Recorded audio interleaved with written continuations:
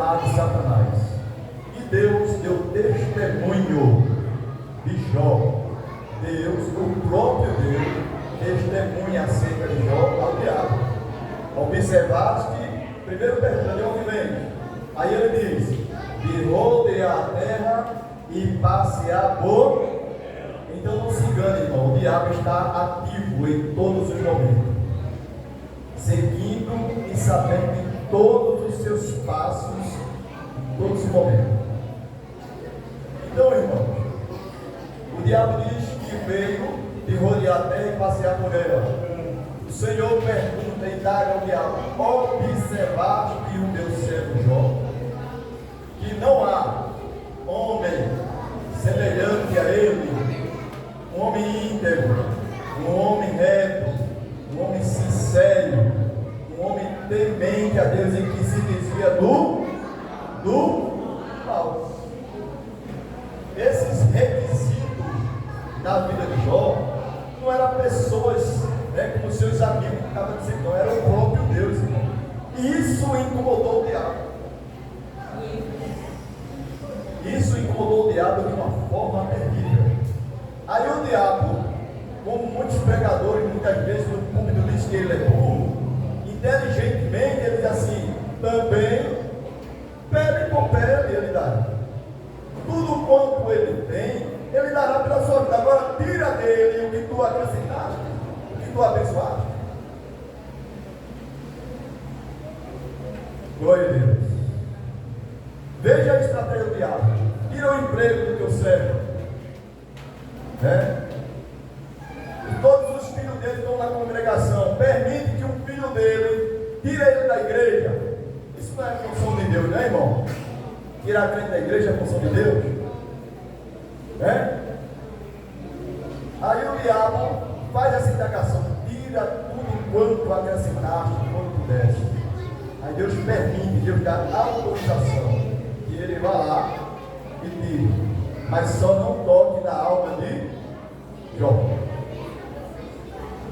Meus irmãos, a Bíblia diz que o diabo, ele começa a agir como um raio, uma alta velocidade. A Bíblia vai narrando que caiu um fogo do céu e queimou os animais que estavam no pasto. De repente surge uma comitiva e fere tanto os empregados quanto os seus animais no meio da espada. O vento do Oriente soprou aos quatro cantos da casa e derrubou a casa e matou os seus filhos que estavam se banqueteando. E começam a chegar as notícias, uma após outra, diante de Jó. Irmão, vamos para o lado do equilíbrio. Se um homem deste, ele não tem certeza a quem ele está servindo, qual posição ele tomaria nesse momento? Irmão? Qual seria a posição que ele tomava? Em murmurar contra Deus? Em algumas vezes, alguém até pergunta: como é que Deus está comigo se eu estou padecendo? Como é que Deus me prometeu se nada se cumpriu ainda? Muitas indagações, elas surgem diante da consequência de Deus permite a prova. Só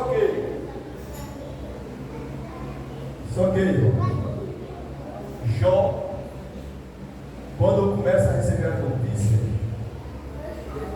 ele diz uma palavra extraordinária: Deus me deu, e Deus mesmo, bendito seja o nome. O diabo se preocupou outra vez, não foi, irmão? Ficou perturbado com essa posição de Jó.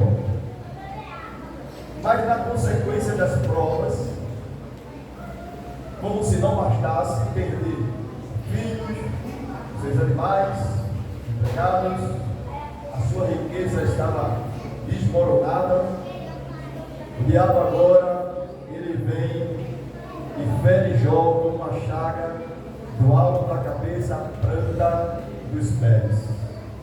É incrível que essa chaga ficou tão avançada e o consolo de Jó em relação à enfermidade era pegar caco de pedra ou de telha e começa a coçar as suas chagas. Imagine, irmão, você está no estado temporário desse com essa enfermidade. E como se não bastasse, porque lá no Velho Testamento se entendia que se alguma pessoa passasse por alguma situação financeira ou de perdas, era porque alguém tinha pecado contra Deus. Eles tinham isso em tese, eles tinham isso na mente. A família está perecendo algum pecado que se cometeu. Você lembra quando Josué ele foi para a guerra, foi guerrear, e a ordem era que não se trouxesse nada da terra do inimigo, e Acã passa a mão em Traial, e o povo começou a declinar, perder. Josué vai para voltar, conversa com Deus, e Deus orienta que Josué forme os pilotões e dê um trago e grite dizendo: saia do meio de vós o anátema. Por quê? Porque debaixo da tenda de Acã tinha algo escondido. Então eles tinham em mente que se alguma coisa de errado estivesse acontecendo, tinha pecado escondido. E os amigos de Jó começaram a acusar Jó. E Jó, ele tinha fracassado em algum aspecto. Mas, irmão, como se não bastasse a dor que Jó estava passando, a pressão psicológica dos seus amigos, mandando ele fazer uma avaliação na sua vida em que ele tinha desagradado ao Senhor. E a Bíblia lá no início, ela faz menção que o próprio Deus é que menciona as características, os requisitos moral, espiritual de Jó. E uma pessoa humana se atreve em dizer: sabe por que você perdeu o seu filho? Muitas vezes não é assim, porque você não está fazendo a vontade de Deus.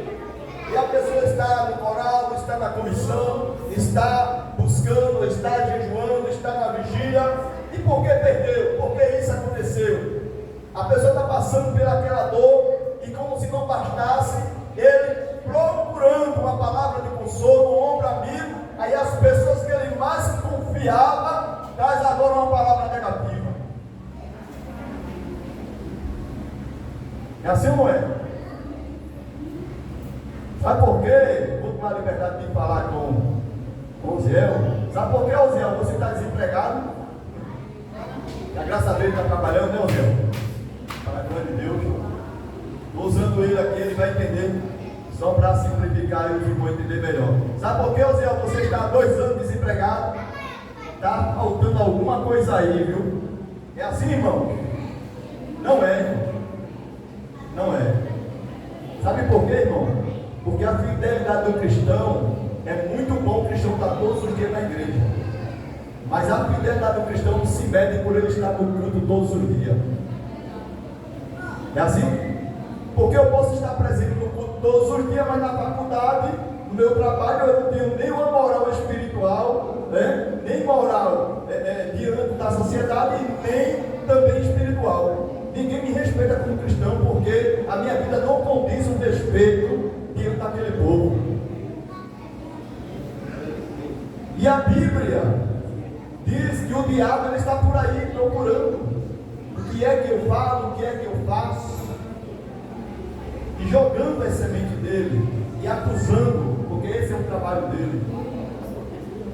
E no entanto, os seus amigos não tiveram esse discernimento que aquela prova estava consequentemente na vida de Jó, porque a postura espiritual de Jó incomodou o diabo.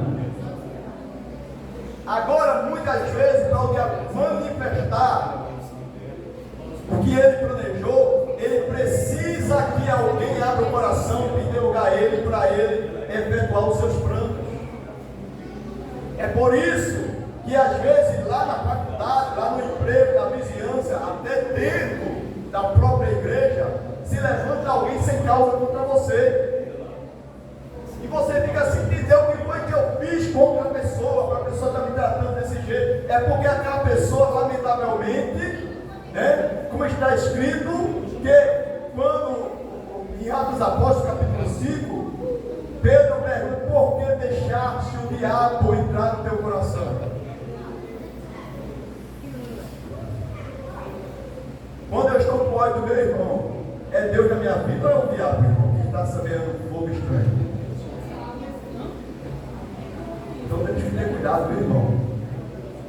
Temos que ter cuidado. Tem gente aí sabendo fogo estranho, e não é Deus que está usando. Está bom de começar a se avaliar e fechar as portas, porque nós precisamos estar cheios de Deus. E essas perdas, eu grifei aqui uma parte aqui, em relação, quando João perde, quando o cristão ele precisa se aprender a lidar com as perdas. Estava dizendo da graça, eu escutei, estava lá a pessoa, o irmão e outras pessoas mais, e eu escutei 40 minutos uma pessoa falando, desabafando. No seu desabafo, ela perdeu um ente querido. No seu desabafo, ela dizia as suas palavras: eu evangelizo, eu faço isso, eu faço tal coisa para Deus, eu digo que Deus salva, eu digo que Deus liberta, eu digo que Deus, Ele ressuscita. E hoje eu perdi uma pessoa que eu não tive nem a oportunidade de saber se ela se decidiu ou não. E o que eu escuto parte da boca de Deus é Deus dizendo: eu quero você fazendo a minha vontade. Eclesiastes diz, irmão, que é um tempo determinado agora no céu para todas, tem coisas que, se eu procurar compreendê-la agora, eu vou entrar em parafuso. Vou ter um problema psicológico, vou ficar deprimido. É assim ou não é? Porque queremos saber por que causa Deus tirou alguém da terra. Por que Deus? E é muito porquê diante de Deus. E eu escutei aquela pessoa, só que ela frisou em meio às suas palavras, em relação a uma filha que ela tem, que um dia a sua filha não queria ir para a igreja. E ela não tinha com quem deixar a sua filha. E ela explicou a sua filha que ela não poderia ficar sozinha. E depois ela ressaltou que Deus estava coagindo ela de fazer a vontade, ou seja, Deus está me obrigando a fazer a vontade dele. Deus obriga. Deus obriga, irmão, a fazer a vontade dele. Primeiro, Deus ele é absoluto, soberano, tá certo? Ele não pede, ele manda. Por favor, dá para você ir ali? Não, ele disse: Jonas, vai. E Jonas tomou um caminho diferente. Foi assim ou não foi? Foi assim? Deus mandou Jonas ir para. Mas, no entanto, Deus estava dizendo: ele deixou a mercê de Jonas.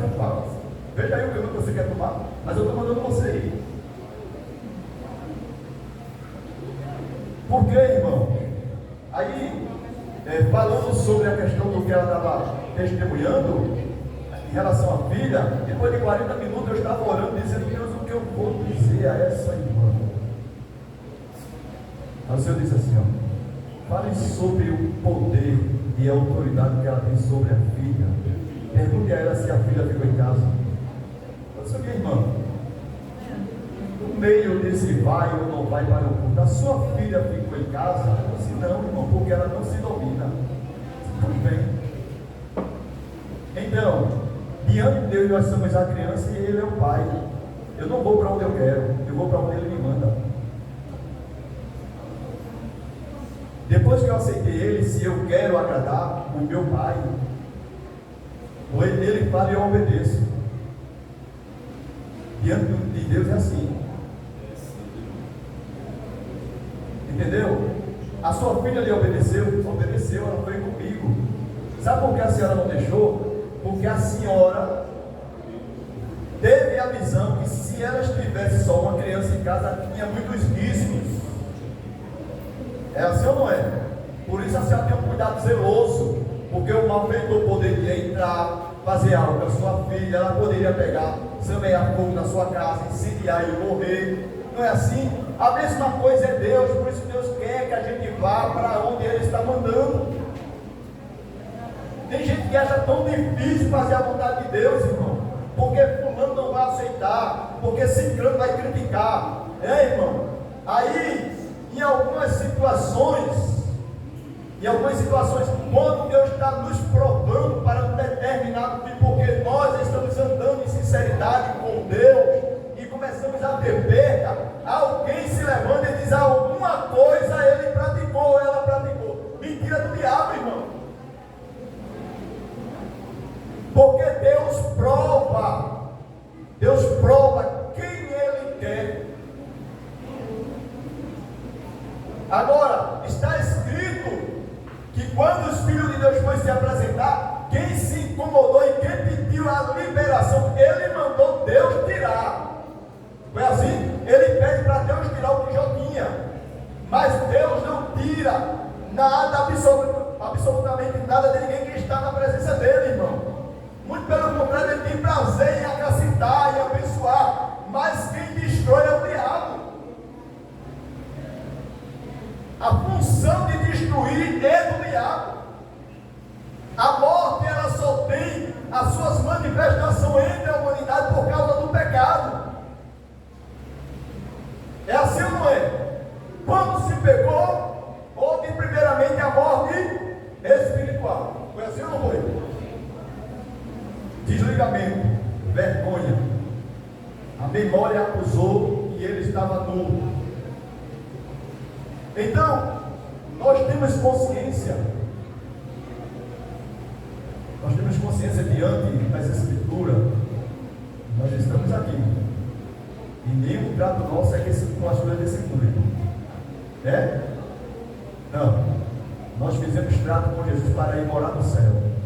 Não temos tesouro aqui. Nosso tesouro está lá nas mansões celestiais. Certo? Jesus venceu a morte lá na cruz do Calvário. Nenhum outro homem na face da terra teria condições de vencer a morte a não ser Jesus. Mas como se vence a morte morrendo? É um mistério, né, irmão? Não é um mistério? Como se vence a morte morrendo? É porque o diabo não sabia que ao terceiro dia ele ia ressurgir. E por essa razão o diabo procurou todas as formas de prender Jesus em todos os sentidos.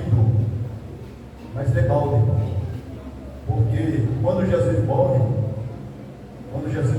ele desceu a parte mais baixa. O diabo esqueceu que Jesus tinha os seus planos divinos para ser efetuado. E ai de nós, se ele não tivesse ido lá para aquela cruz. Como escrito está, que nenhum de nós teria essas condições, ele foi por nós. Mas o que me chama a atenção, o que me chama a atenção no meio desse sofrimento de Jó, é que a esposa de Jó, ela preencheu todo o requisito como esposa. Foi assim ou não foi? Mas o desespero começou a tomar conta dela.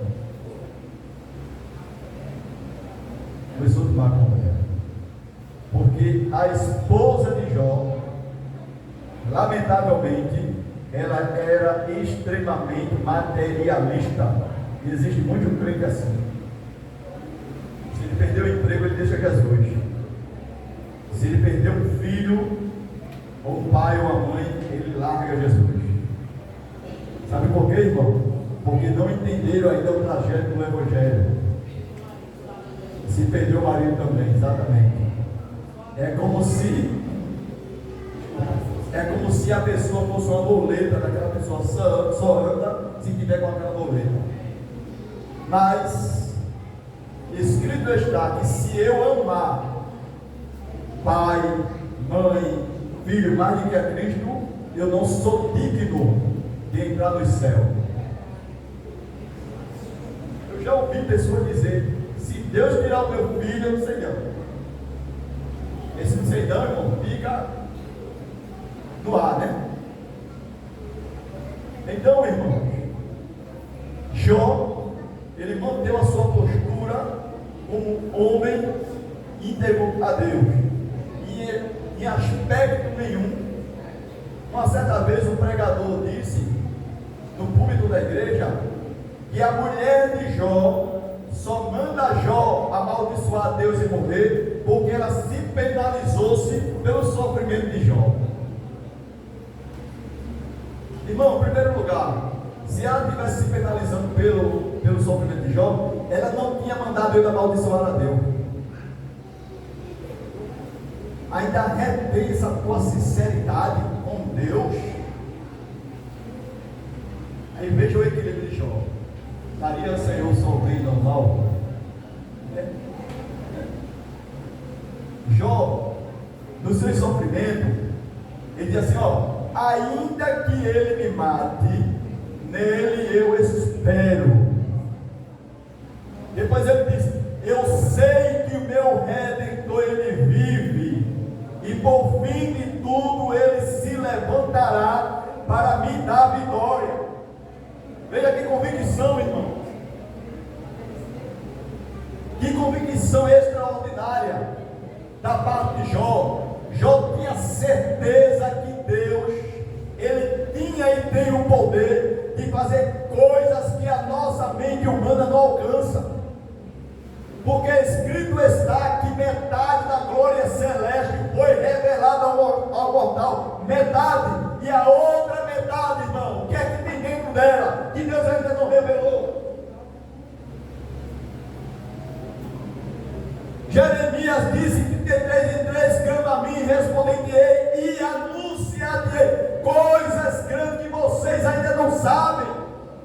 Se quer saber, clame a mim. O escritor disse: chegai-vos a Deus, pois ele se chegará a vós. Tem que se aproximar dele para entender quais são os segredos de Deus.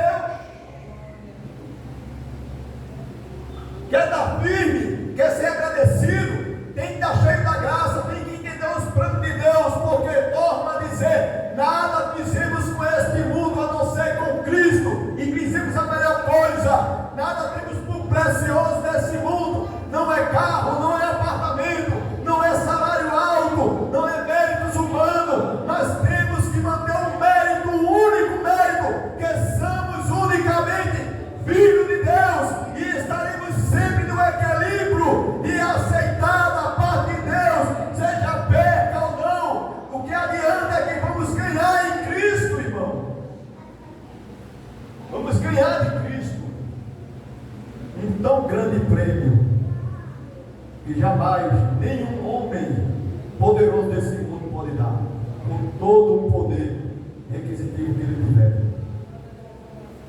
Então, meu irmão, faça feito Jó, está sofrendo, sofra com Cristo. O apóstolo Paulo disse nas suas palavras, aleluia, e ele aprendeu, né, irmão, a estar com fome, a passar nudez, a perigo e outras coisas mais.